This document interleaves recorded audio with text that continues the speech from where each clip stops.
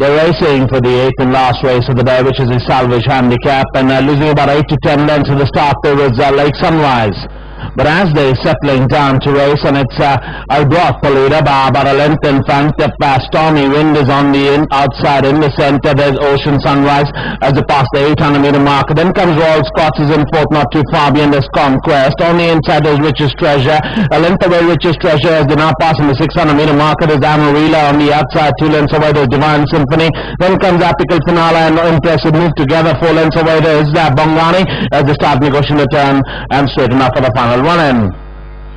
Round the turn and into the straight, Arbroath comes in on first, about a length in front of Ocean Sunrise is on the outside. Conquest is trying to maneuver his way in the centre. On the outside there comes Royal Scots.